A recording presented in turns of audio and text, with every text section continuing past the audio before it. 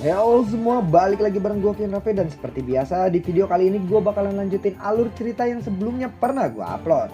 Dan karena hasil voting kemarin masih tetap menang session 10 pada siang hari dan session 6, 7, 8, 9 pada malam hari, maka gue bakalan lanjutin alur session 10-nya. Buat kalian yang baru aja gabung di channel gue, kalian bisa langsung cek playlist di channelnya, dan disitu akan banyak berurutan session-session sebelumnya yang pernah gue upload. Jadi tanpa banyak basa-basi lagi, yuk kita langsung cek out aja alur ceritanya.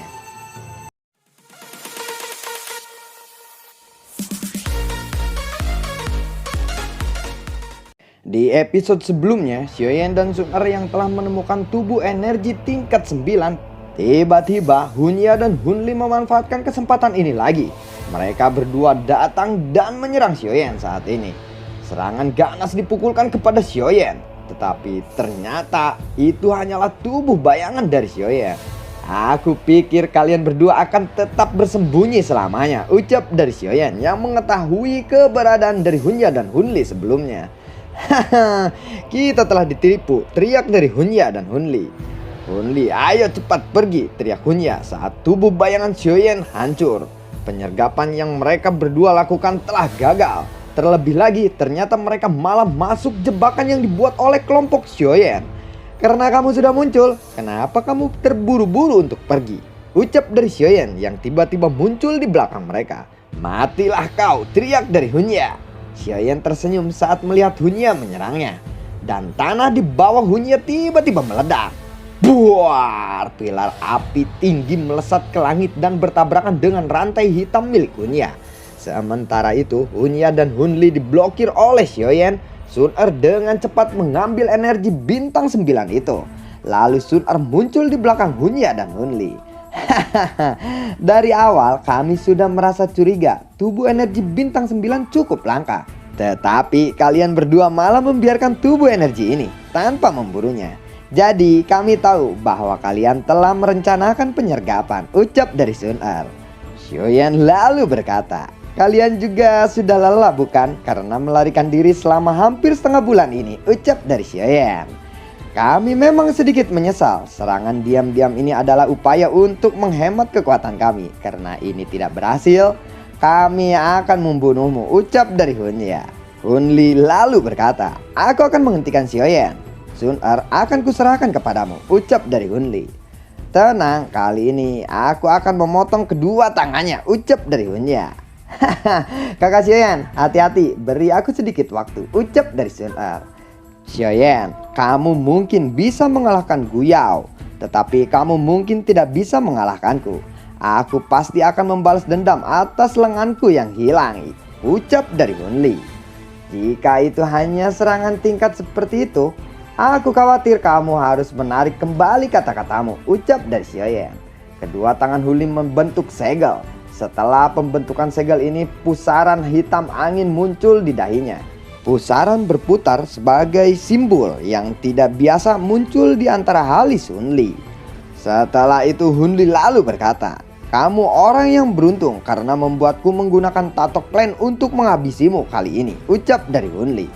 Kabut hitam memenuhi tubuhnya dan lengannya ditutupi dengan banyak wajah. Ternyata tangan ini terbentuk dari jiwa. Apakah kamu terkejut? Tato klan semacam ini adalah sesuatu yang tidak dimiliki oleh klan yang lain. Baiklah Xiaoyan, selanjutnya aku akan membiarkan kamu merasakan keputusasaan, ucap dari Hunli. Aura Hunli saat ini telah mencapai puncak bintang 8 dari kelas Dozun. Artinya kekuatan ini telah jauh melampaui Xiaoyan. Kabut hitam di sekitar tubuh Hunli tiba-tiba meledak. Tubuhnya menghilang dengan cara yang aneh. Bueng! Buat! Tinju Xiaoyan yang ditutupi oleh api ungu diarahkan ke belakang tempat di mana Hunli sebelumnya berada. Tetapi kabut Hunli dengan mudah memblokir tinjunya. Serangan yang lemah, ucap dari Hunli. Skyfire, 3 perubahan api misterius. Perubahan pertama, perubahan kedua, perubahan ketiga, teriak dari Xiaoyan. Buar! Perubahan misterius 3 Skyfire dilepaskan oleh Xiaoyan saat ini. Hunli tercengang saat tubuh Xiaoyan melesat ke belakang. Matanya menatap tajam ke titik di antara alis Xiaoyan. Hun Li melihat sekilas simbol aneh di dahi Xiaoyan. Hun Li merasa hafal dan simbol itu karena mewakili musuh terbesar dari klan Hun. Itu adalah tato klan Xiao. Bagaimana mungkin dia mempunyainya? Garis keturunan Dou di klan Xiao sudah musnah. Bagaimana mungkin mereka masih memiliki tato klan? Aku pasti salah lihat. Aku harus segera membunuhnya. Hun Ya tidak akan bisa bertahan lama. Gadis dari klan Gu itu benar-benar terlalu kuat baginya, ucap dari Hun Li. Hun Li melesat ke arah Xiaoyan dengan kecepatan penuh. Xiaoyan perlahan menghirup udara saat dia melihat Hun Li melesat. Kekuatan Hun Li melonjak setelah menggunakan kekuatan tato klan. Dia bahkan sedikit lebih kuat dari Gu Yao. Jika Xiaoyan bertarung langsung, itu akan menjadi pertempuran yang sangat sengit. Sudah waktunya untuk menguji kekuatan benda ini, ucap dari Xiaoyan. Sesaat kemudian segel yang dibentuk oleh tangannya tiba-tiba berubah. Buar, buar. Tanah di bawah tiba-tiba meledak saat segel tangan Xiaoyan berubah. Banyak sosok kuning keemasan muncul dari tanah yang meledak. Itu adalah 10 boneka iblis langit yang telah diperkuat oleh Xiaoyan di kolam kilat. Lalu salah satu boneka itu menyerap kekuatan dari boneka lainnya. Setelah menyerap kekuatan, demon puppet ini telah mencapai level yang menakutkan. Kekuatan boneka iblis langit ini kini telah melampaui Xiaoyan. Melihat itu semua, Hun Li lalu berteriak. Telapak gelap yang menghancurkan jiwa, teriak dari Hun Li. Lalu kabut hitam yang dipenuhi udara dingin melonjak dari arah dekat. Setelah itu telapak tangan berukuran besar muncul dari kabut dan dengan kejam menabrak ke arah Xiaoyan. Xiaoyan lalu berkata, kebetulan aku bisa menggunakan Hun Li untuk menguji kekuatan boneka iblis langit, ucap dari Xiaoyan. Xiaoyan memberikan perintah dari hatinya. Boneka iblis langit perlahan maju. Setelah itu ia bertabrakan dengan telapak tangan milik Hun Li. Buar! Buat, bang, bang, bang, bang. 2000. Kekuatan tangan yang kuat mengguncang boneka sampai terpental sedikit ke belakang. Tetapi boneka itu kembali melesat menyerbu ke dalam kabut hitam. Melihat ini Hun Li lalu kaget. Hah? Ucap dari Hun Li. Buang, buang, buang, buat. Kabut hitam menjadi lebih tipis karena pertempuran yang sangat sengit ini. Sementara pertempuran besar telah terjadi di dalam kabut hitam, Xiaoyan mengambil kesempatan untuk beralih ke medan pertempuran lainnya.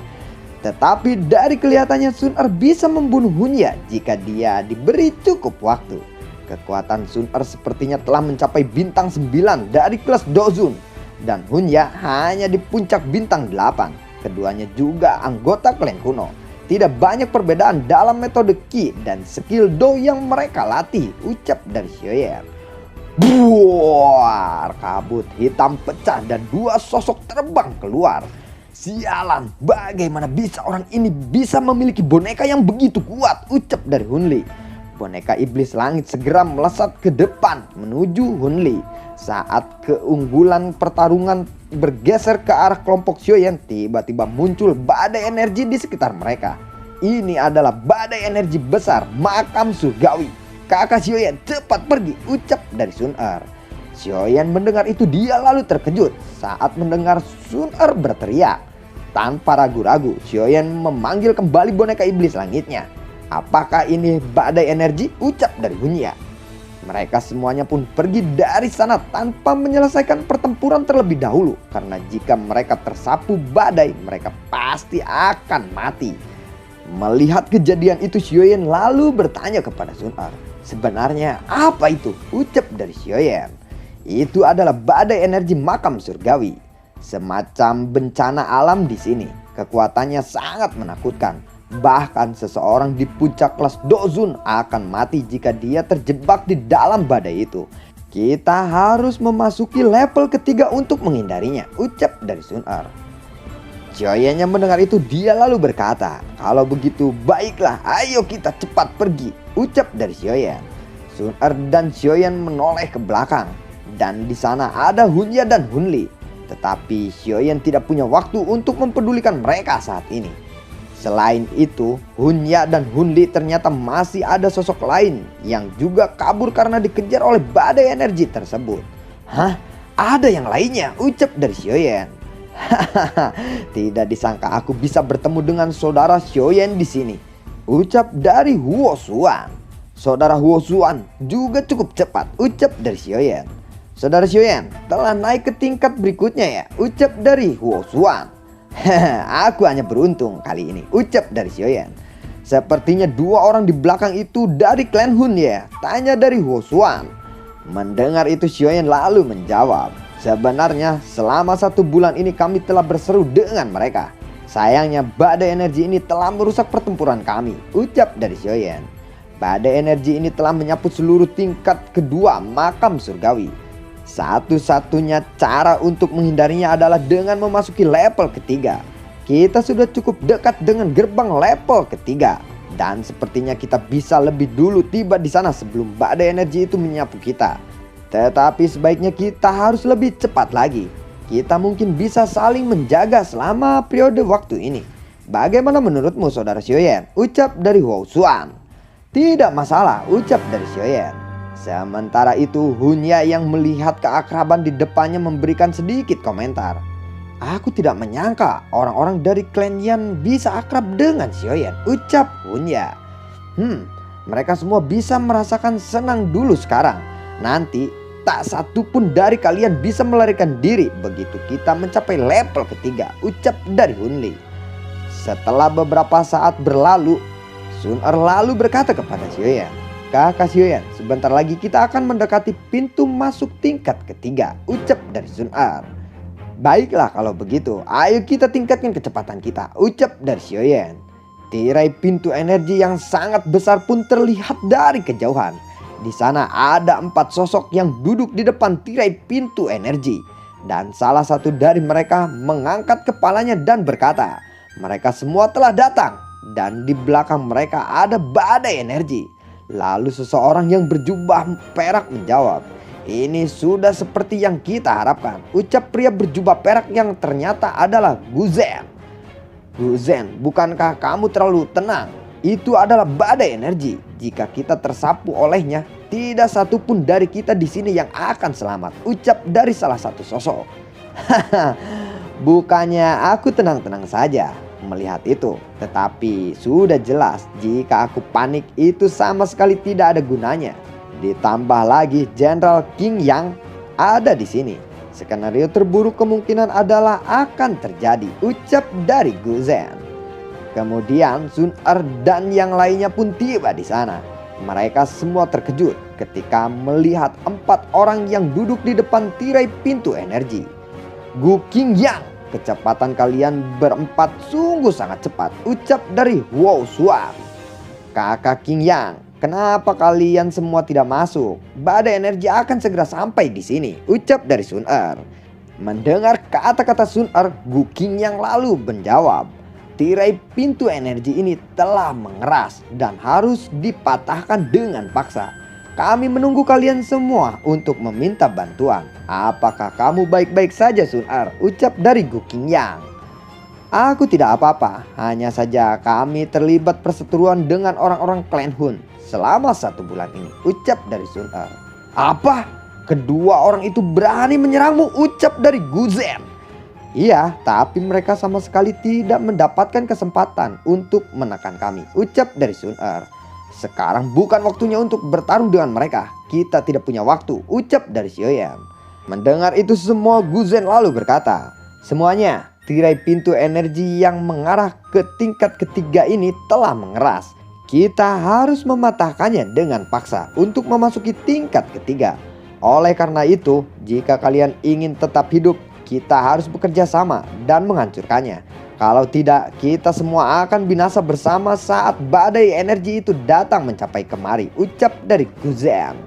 Mendengar ucapan dari Guzen, Gu Qing Yang tersenyum setelah melihat semua orang lalu mengangguk. Karena tidak ada yang keberatan, mari kita mulai. Ini adalah saranku. Jadi aku yang akan pertama bertindak. Semua orang akan bergiliran nanti, ucap dari Gu Qing Yang. Jenderal Qing Yang tidak perlu ragu kepada kami. Semua orang di sini sekarang mempunyai tujuan yang sama. Mari kita akan membantu dengan sepenuh hati, ucap dari seseorang dengan simbol petir di dahinya. Dia adalah anggota klan Li. Terima kasih banyak. Guzen, ayo kita mulai. Xiaoyan dan Sun Er, kalian akan menjadi yang terakhir, ucap dari Gu Qingyang. Xiaoyan lalu mengangguk setelah mendengar itu. Dia mengerti bahwa Gu Qingyang telah menempatkan mereka di urutan terakhir untuk memantau kelompok Hunya. Baiklah, ayo kita mulai, ucap dari Gu Qingyang. Bam! Buar! Buar! Kekuatan serangan mereka saat bekerja sama sangat menakutkan. Meskipun tirai itu sangat keras, tirai itu retak karena serangan ini. Buar! Beng! Beng! Beng! Buar! Ledakan demi ledakan pun terjadi. Semua orang merasa lega ketika melihat serangan itu efektif. Setelah 10 menit berlalu, Gu Qingyang dan yang lainnya akhirnya berhenti. Mereka sudah membongkar terowongan sepanjang 10 meter. Jenderal Qingyang, izinkan kami untuk melanjutkannya, ucap dari pria dari klan Li tersebut. Haha, kalau begitu baiklah, silahkan saudara Liu Lo, ucap dari Gu Qingyang. Badai energi semakin dekat, ucap dari Xiaoyan. Apakah kita akan berhasil tepat waktu, ucap dari Sun Er. Ya, mudah-mudahan saja kita berhasil. Sejak kapan pintu masuk ke tingkat ketiga ini menjadi padat seperti ini, ucap dari Xiaoyan. Ada desas-desus bahwa tirai pintu energi tingkat 3 sudah mengeras sejak anggota 8 klan pertama kali datang ke sini, ucap dari Sun Er. Terowongan menjadi lebih panjang saat Xiaoyan dan Sun Er sedang mengobrol. 2 orang dari klan Li hanya bisa membuka jarak 5 meter. Untungnya masih ada banyak orang di belakang. Satu demi satu kelompok Xiaoyan terus bergiliran. Bueng, bueng, buah, bueng, ya, buah, buah, ya, blu. Suara mengguncang bumi tiba-tiba bergema di belakang mereka. Badai energi semakin mendekat, ucap dari Xiaoyan. Semuanya, ayo cepat, teriak Gu Qingyang. Semua orang mengangguk setelah mendengar teriakan dari Gu Qingyang. Suara gemuruh terus muncul di dalam terowongan. Wow. Xiaoyan melihat ke dinding terowongan di sebelah kirinya, kemudian menyentuhnya. Xiaoyan merasakan lapisan cairan energi yang merembes dari dinding terowongan. Sepertinya ada yang aneh di sini, ucap dari Xiaoyan. Setelah itu dia lalu menjentikan jarinya.